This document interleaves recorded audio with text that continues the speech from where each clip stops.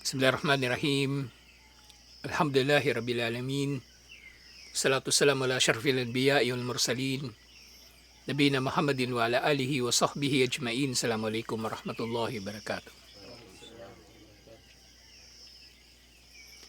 So inshallah, dito sa Fiqhul Muyassar, dito pa rin tayo sa kabanata sa wadi'ah at yung itlafat. Natapos na natin yung wadi'ah. So ngayon naman yung itlafat. Yung itlafat, isinalin ito ni Sheikh Salman na yung mga pinsala. Kumbaga, pagkapinsala doon sa mga ari-arian, lalong-lalo na wadi'ah, yung ipinagkatiwala sa iyo. Kasi itlafat, pwede rin itong pagkatapon, pagkasayang sa ganong kahulugan. Alhamdulillah. So ito natatalakay kasama ng wadi'ah. Kasi yung wadi'ah, primarily, pangangalaga ito sa yaman ng iba. So kapag pinangangalagaan natin yung yaman ng iba, ibig sabihin hindi natin ito sasayangin. Hindi ito matatapon, hindi ito masisira habang nasa ating pangangalaga. At kung hindi man, wala man sa ating pangangalaga, di ba? Pareho lang. Pangalagaan pa rin natin na hindi ito masisira. Kasi kahit hindi mo pag-aari hindi mo pwedeng sisirain. O, hindi mo hahayaan na masira. Hanggat maaari, hindi mo hahayaan na masira. Ngayon, magkakaroon tayo ng malasakit. Sabihin natin, di ba, halimbawa, may taniman, pinasok ng tupa. Tapos hayaan na lang natin yung tupa doon. Sabihin natin, hindi naman natin taniman yan. Taniman naman yan ng ibang tao. Magmamalasakit tayo. Kumbaga, kahit papaano, mamalasakit tayo. At kung yung ganung bagay, hinihiling sa Muslim na pagmalasakitan, so ibig sabihin, pinagbabawal ang anumang paglabag sa yaman o ari-arian ng ibang tao. Yung nga, yuhramul i'tida'u ala amwalin nas. Ipinagbabawal ang lahat ng uri ng paglabag sa yaman ng mga tao. Paglabag sa karapatan nila sa kanilang mga yaman. Lahat-lahat. Yung pagnanakaw, panlalamang, pandurugas, at iba pa. Kasi pinagbabawal yung paglabag sa yaman ng mga tao. Sa lahat ng anyo nito. Wa akduha bigay rehak. So ito na nga, yung pagkuha nito na wala ka namang karapatan dito. Kakamkamin mo, nanakawin mo, kukupitan mo, ano paman, bawal. Wa mane'tada ala mali gayrihi fa'atlapahu. At sino man ang maminsala sa yaman ng iba pa ay tunay nga na nagsayang dito o sumira nga dito. Sinira niya yung yaman ng iba. Hindi niya ninakaw. Diba? Hindi niya ninakaw pero sinira niya. Pareho lang. Pareho lang. Meron siyang pananagutan dito, meron siyang kasalanan dito. At depende sa magiging investigasyon ng korte, maaari siyang makakasuhan. Maaari siyang makakasuhan. Kaya ngayong sa konteksto ng batas ng tao, yung reckless imprudence, hindi mo sinasadya, pero nakapagdulot ka pa rin ng pinsala dahil sa iyong kapabayaan. Dahil sa iyong kapabayaan. Sinasadya mo, pwede rin naman. Pwede rin.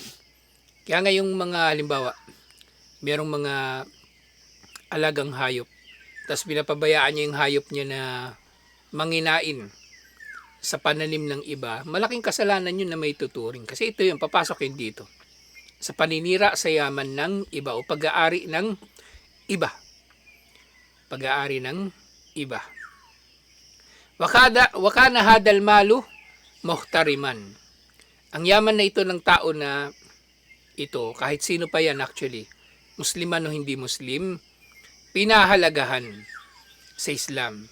Pinahalagahan, ibig sabihin pinoprotektahan at hinihiling sa lahat na kilalanin ang karapatan ng may-ari nito. Fa innahu yajibu alayhi daman, na dahil dito, sa dapat magkakaroon ng pananagutan ang sino mang magdulot ng pinsala sa yaman ng iba. Wa kadhalika man tasabbaba fi itlafi mali gayrihi. Ganyan din, sino mang magiging dahilan ng pagkasira ng yaman ng iba pang tao. So ito hindi siya nagnakaw. Pero naging dahilan siya na masira ang yaman ng iba. Bihalli kaydin o bifathi babin o nahwidalik. Tinanggalan niya ng tali yung kanyang baka para makagala-gala. Tapos yung baka, yung baka diyan, kinakain yung dahon nung saging. Gusto rin pala nila yun. Yung mga saging ko diyan kinakain yung dahon. Nayaan ko na lang kasi baka gutom din yung baka eh. Mahirap doon yung yung makakapaminsala. Buti yan, din nilawayan lang yung motor mo eh. Hindi sinuwag o ano. Ang matindi, kakastahin niya yung motor mo. Kakastahin. Sasakyan niya, di ba? Matindi. Ang pinsala. Nadulot ng, minsan sinasadya na ito eh. Bihalli kaydin, kakalagan ng tali yung hayop para makagala-gala tapos hanggang sa nakarating na sa ibang lugar. Walang dahilan eh para gawin mo yun eh. Hindi mo naman lupa yun eh. Iba yung lupa ng iba. Sabi mo hindi naman niya namiminsala. Nakaharang sa kalsada eh. Mamaya masagasaan yan ng motor, patay yung nagmumotor, pababa pa naman dito. Tapos sabi mo walang pinsala. Pag ikaw may kagaguhan, walang pinsala. Yung problema sa mga narcissist eh. Kahapon, ang dami kong pinanood. Nalibang ako kahapon. Nanood ng mga analysis ng nangyayari sa Iran. Yung bukod pala sa langis, maapektuhan talaga yung pagkain. Kasi doon lang gagaling yung mga yung mga pati fertilizer. Hindi lang pagkain. Pati mga semiconductors, mga computer maapektuhan. Kasi doon din nanggagaling yung pinakamahalagang chemical na ginagamit sa pagproseso ng mga microprocessor, yung helium. Doon. Lahat yun nanggagaling doon. Fertilizer, langis, helium para semiconductor. Kaya malaki yung magiging epekto nito eh. Ngayon, hindi sila nagkasundo ni Trump. Tapos si Trump, sabi nga pareho sila nagsabi, dalawang pinanood ko eh. Narcissist daw talaga si Trump. Narcissist. Yun nga yung problema sa mga narcissist. Ayan, di ba? Pakawalan niya yung mga hayop niya. Sabihin niya, hindi naman namiminsala. Pero siya, yung binigay niya, babawiin niya. Kasi pag-aari daw niya. O di ba gago? Kasi nga, yung mga narcissist, ang gusto ng mga yan, mangibabaw sila palagi sa mga tao eh. Mangingibabaw sila. Kung di man nila pakikinabangan yung tao, pipinsalain nila. Ayaw nila nakakita ng tao na mas masaya kaysa sa kanila. Gusto nila sila lagi nangunguna. Sila yung bida sa saya. Jollibee. Ganon. Yung mga narcissist. Napakagandang sample talaga yung si Tuko at saka si Donald Trump. Yung ugali ng merong narcissistic personality disorder. Wawasakin nilang lahat. Di baling mapahamak sila. Magawa lang nila yung gusto nila, yung feeling nila dito sila magiging bida. Si Donald Trump sa totoo lang, marami nang nagpayo sa kanya mga general na kapag ginera niya yung Iran, hindi yun magiging basta-basta lang katulad ng Iraq. Kasi di ba matataka kayo, ba't yung Iraq ang bilis na sakop tapos itong Iran? Kumbaga parang lang yung Amerika nga, hindi naman katulad ng Iraq dati na talagang sinugod nila. Itong Iran parang papitik-pitik lang yung Amerika eh. Nagano din si Trump siguro eh, nagdadalawang isip. Kasi alam niya hindi niya basta-bastang matatalo. Pero meron siyang isang mahalagang payo hindi niya pinansin. Isasara ng Iran yung Strait of Hormuz kapag binomba nila ng binomba yung Iran. Ayun nga yung nangyari. Hindi yung pinansin ni Trump. So ngayon si Trump, negosyante kasi yan eh. Sabi ng isang analyst, pwedeng mangyayari dyan ang gusto ni Trump. Itataas niya yung presyo ng langis. Tapos ngayon sabi niya, isasara niya yung Strait of Hormuz. Wala talaga makakadaan. Kahit mga kaalyado ng Iran, walang makakadaan. Kasi ang gusto niya, sa kanya na bibili ng langis yung mga tao. Sa kanya na. Either sa Amerika o sila na yung magbebenta ng langis ng Saudi Arabia at ng iba pang mga bansa. Pati Iraq at Iran. Ganun yung plano niya. Napakasama talaga. Napakasama. Kaya may binabanggit pa nga yung analyst na maaaring yung napipikon na rin yung maraming mga Amerikano kay Donald Trump. Kaya yung civil war na naman, lagi na pag-uusapan yan lagi sa Amerika eh. Hindi malayo magkakaroon ng civil war, kakalas yung ibang mga state. Hanggat hindi napapalitan yung presidente, kumbaga mag-aklas sila. Pwedeng ganun ang mangyayari. Pwedeng ganun yung mangyayari. So, yun yung panganib ng kaya mga narcissist dapat sinusupil yan eh. Sinusupil. Yan, biro mo yan, di ba? Lahat ng sample dito ginawa ni Toko. Tinatanggal, kinakalagan ng tali yung kanyang mga alaga. O binubuksan yung pinto ng kanyang kulungan para makawala. Yung mga tupa niyang gutom na hindi niya kayang pakainin sa lupang haram. Kasi ubos na yung ubos na yung pagkain doon sa lupa na hindi naman kanya na ginawa niyang rancho. Binenta niya, tapos papakinabangan pa rin niya. Yung planadong-planado niya eh. Kaya ang galing talaga niyan makapanggoyo, mayayaman pa talaga yung mga nagugoyo niya. So binenta niya yung lupa, pero lupa kanya pa rin. Yan. Malinaw na example ng itlafat. Pamiminsala sa yaman ng iba. Weda kana lahu mawash, wajaba alayhi hifduha fil layl. So ang tao halimbawa daw ay meron siyang mawash, yung kulungan ng hayop.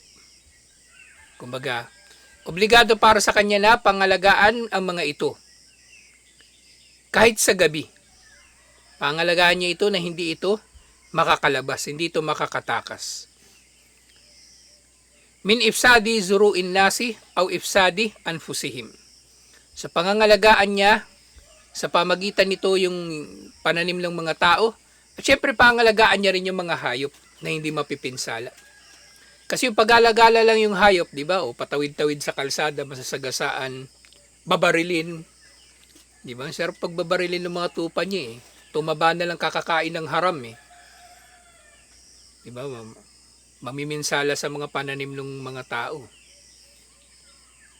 So mapipinsala rin sila. Para hindi mangyari yun, pangalagaan niya yung kanyang mga kahayupan. Hayupan pala. Pangalagaan niya yung kanyang, pwede rin kahayupan. Kahayupan yung pinaggagawa niya eh. At yung akong, di ba, reckless imprudence. Maring hindi sinasadya, di ba? Maring hindi sinasadya. Pareho lang, may pananagutan pa rin siya. Sinasadya man niya, na alam nating sinasadya niya, o sa ibang kalagayan, sa ibang tao halimbawa, hindi sinasadya, may pananagutan pa rin. May pananagutan pa rin. Fa in ahmaluha, wahasal al-fasad damanun. Wahasal al-fasadu damanun. O hasal al-fasada. Wahasal al-fasada damanun. Kung siya ay nagpabaya, meron siyang pananagutan. Meron siyang pananagutan. At ito nga, yung naging hatol ni Propeta Muhammad sallallahu alaihi wasallam, lian na Nabiya sallallahu alaihi wasallam, kadaan na ala ahlil amwal hifduha bin nahar. Wa ahlul mawashi hifduha bil layl. So dito, hindi naman totally, kumbaga yung may-ari lang ng hayop na namiminsala, yung merong obligasyon na hindi makain yung mga pananim.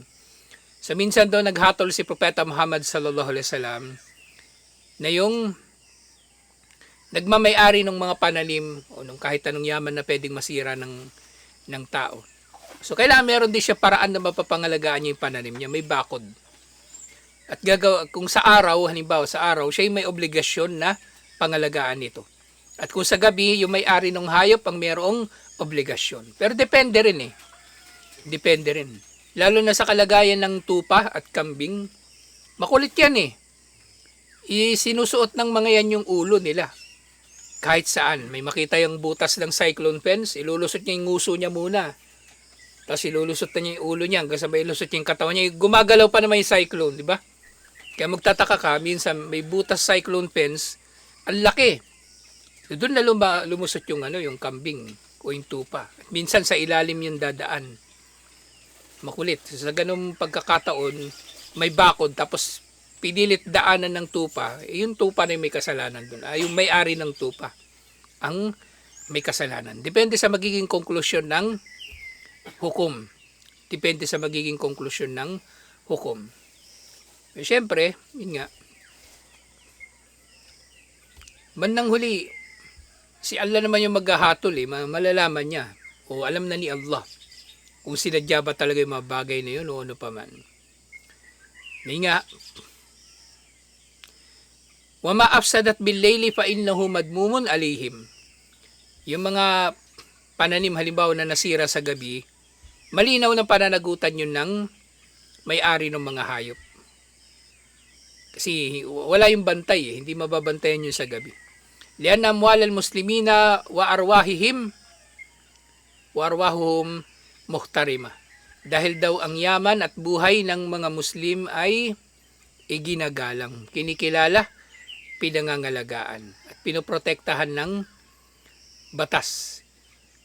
Pinoprotektahan ng batas. Payuhramu at taaddi alayha. Pinagbabawal ang paglabag sa mga ito. Awat tasabbub fi ifsadiha aw halakiha. So pinagbabawal din yung pagdudulot ng pagkasira ng mga ito o pagkawasak ng mga ito. Wasail minal insani awil hayawan idha lam yandafi illa bil katli fakatalahu fala damana alayhi. So ito yung magandang parte nito. Ito na. Yung hayop na sumasalakay, yung hayop na alaga ng iba, yung kahayupan ng iba na kumaga, o hayupan ng iba, sumasalakay sa mga pananim o kahit sa tao. 'Di ba? Bawa yung yung toro na natupa yung nandito dati, 'di ba? Maraming sinusuwag, pati si Lorna sinuwag. Oh. Pwede yung patayin. At kung pinatay nga niya ito, at ayun nga, napatay niya ito, wala siyang pananagutan. Kung mapapatay man niya ito. Pero syempre, kailangan handa siyang patunayan ito. Kasi hindi naman yung basta-basta lang Diba? May halaga din yung kambing o tupa. Yung kambing, halimbawa, ngayon, krisis ngayon, baka mahal ngayon ng kambing, sabihin natin 5,000. O, 5,000 din yun. So, kailangan maipagtatanggol mo yung desisyon mo na patayin yung kambing na nanginginain sa pananim mo. Ganoon.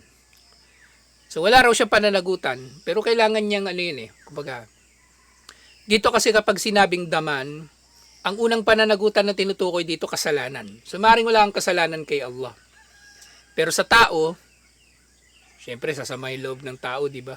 Paano pag nabaril mo yung magiging mabigat para sa kanya yung consequence nito. Nabaril mo yung barako pa naman niya, yung para dumami yung niya, yung pinakapoging barako pa niya yung nabaril mo.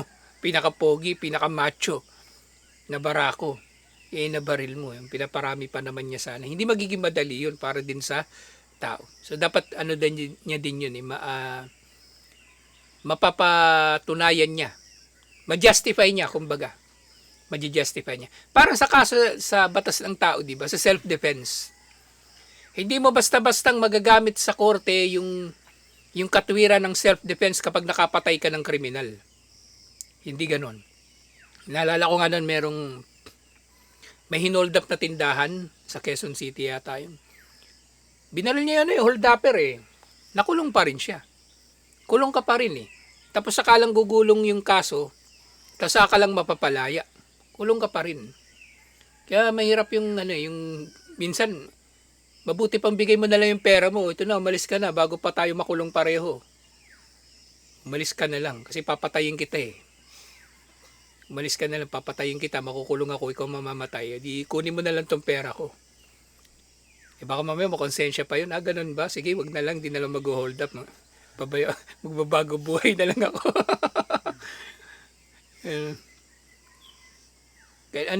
Hindi rin siya ganun kasimple. Pero may kumbaga, ang unang mahalaga dito, wala kang kasalanan kay Allah. Wala kang kasalanan. Kung meron kang, kumbaga, karapatan na gawin yon, meron din. Yan nga, meron kang pwedeng ikatwiran Bawa nga, pusa. Diba, pusa? Mapapatay mo yung pusa, diba? Kasi yung pusa namiminsala sa'yo, tinataihan yung bakuran mo, o kinagat yung anak mo. Visit yung mga pusa din talaga eh. Mga Muslim lang talaga yung nag-imbento niyan yung ano, yung may kultong pusawiya. Ginawa na nilang Diyos ang pusa. Kapag may pusa daw, pupasok yung angel. Pag may pusa daw, nag-iimbita ng baraka na pumasok sa bahay. Sinong nagsabi niyan? Sino nagsabi ng mga yan, di ba? Porke pag may aso, lumalabas yung angel, di pumapasok yung angel. Kapag pusa, baligtad. Papasok yung angel. Mali yung kanilang ano eh, kiyas, yung kiyasun fasid. Mali o masama. Panis, panis na kiyas. Walang saysay. Yung makakapatay ng sumasalakay na hayop. Fala damana alayhi li'annahu qatalahu daf'an o difa'an an nafsihi. So pag makapatay siya ng umaataking hayop, sumasalakay na hayop, sa maring dito yung sumasalakay talaga, yung sasaktan ka na ng hayop. 'Di ba? Inasaksak mo yung hayop, may ano ka, may itak ka, 'di ba? Sinusuwag ka na ng toro. Yung toro na yun, sino ba sinuwag sa atin? Si Khalid. 'Di ba? Sabihin natin, pipilayan ka lang ng toro, hindi ka naman mapapatay. Pag mapilay ka, paano na yan? Paano ka magtatrabaho? Pilay ka, rider ka pa naman. Paano ka akit baba sa motor? Gagapang ka. Kasi pinilay ka ng toro na tupa. Yun, pag mapatay mo yun, wala ka ng pananagutan, inshallah. Pero syempre, magkakaroon nga ito ng investigasyon. Hindi ito basta-basta. Dahil napatay niya yung hayop bilang pagtatanggol sa kanyang sarili. Kaya sinabi ni Propeta Muhammad sallallahu alaihi wasallam, man urida maluhu bighairi haqqin fakatala o fakutil pala. Man urida maluhu bighairi haqqin fakutila fahuwa syahidun. Sino man daw na pinaghangaran ng masama yung kanyang yaman at nakipaglaban siya at siya ay napatay, siya ay syahid. So kabilang ito doon sa mga kalagayan na pagkakataon ng tao ay maaari magiging syahid, pero hindi sa maaraka, hindi sa labanan. Di ba marami ito? Yung namatay sa panganganak, di ba?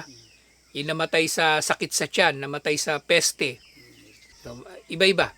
Pero syempre, iba yung antas nila, iba pa rin yung antas ng syahid maaraka sa kanila. Mas mataas pa rin. Mas maraming mga papakinabangan ang syahid maaraka kaysa sa kanila. Mas marami siyang pakikinabangan. Iniulat ni Imam at-Tirmidhi yung hadith nito. Alhamdulillah. Waman atlafa, panghuli dito sa itlafat.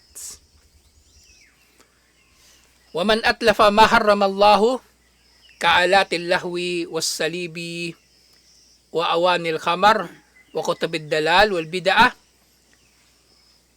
wa ashrita wa majallat al majun wal khala'a fa innahu la damana alayhi. So ganun din. Yung sino man ang manira sa mga ipinagbawal ni Allah, sisirain niya yung mga gamit na ginagamit para suwayin si Allah. Diba halimbawa mga musical instruments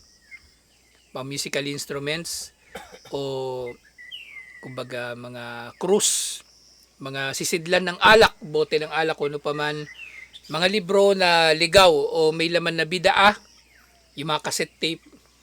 Kasi nung unang panahon pa naman ito sinulat eh. Pero anumang katulad doon, mga malalaswa ng mga magazine o pahayagan, kapag sinira niya yun, wala siyang pananagutan. Pero syempre, kumbaga, depende rin ito eh. So, kapag sinira mo yun, kumbaga, dapat makatwiran din. Hindi ka pwede pupunta ng simbahan tapos babasagi mo yung rebulto do simbahan ng San Gabriel. Unahan ko lang yung kambal uli. So ano pa rin ito eh. Subject pa rin ito doon nga sa kung saan yung meron kang kumbaga recognized na karapatan o otoridad na gawin. Halimbawa, yung merong rebulto na nandun sa bakuran mo, tinanggal mo, sinira mo, hindi ka pwedeng idedemanda ng simbahang Katoliko. Sinira niya yung Mama Mary. O hindi, ano yun eh. Kung ikaw yung may karapatan doon eh. Kumbaga tinutukoy kasi dito, ang konteksto dito, kung nasa lipunan ka ng Muslim, yun pala. Para mas maliwanag.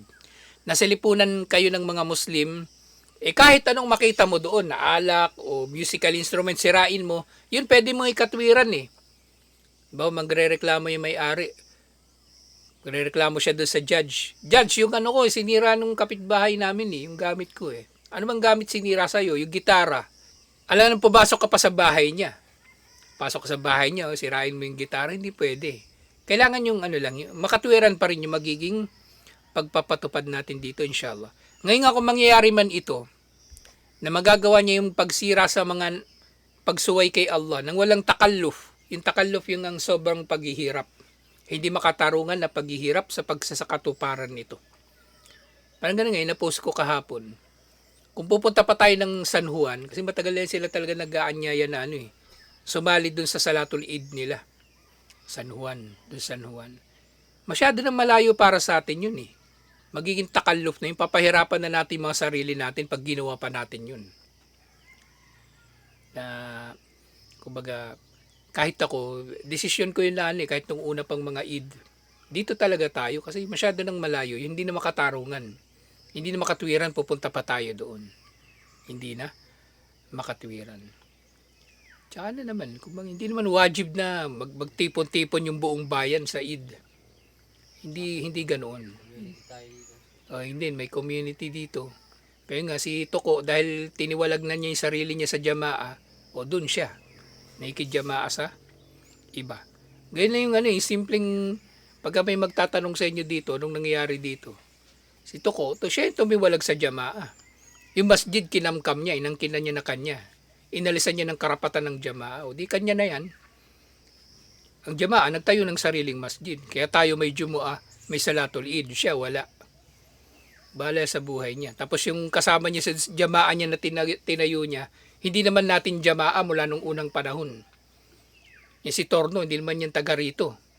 May bahay yan dito, pero mula nung dumating yan dito, puro kagaguhan pinaggagawa niyan. Inaway niya lahat ng tao rito. Inaway-away niya, di ba?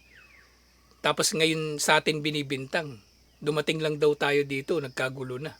Samantalang sila yung ganun.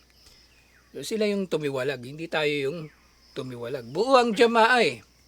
Buo ang jamaa, siya yung gumawa ng sarili niyang jamaa. Tapos sinali niya sa jamaa niya, hindi naman nakikijamaa sa atin. Diba? May pag-aaral dito, daan-daanan lang tayo. Jumu'ah, hindi nga nagjujumu'ah dito. Pag mayroong mga proyekto dito, wala naman siyang ambag. Diba? Wala siyang, hindi nga lumalabas ng bahay yan. Ngayon lang yan nagdidilig-dilig dyan eh. Kala mo may malasakit.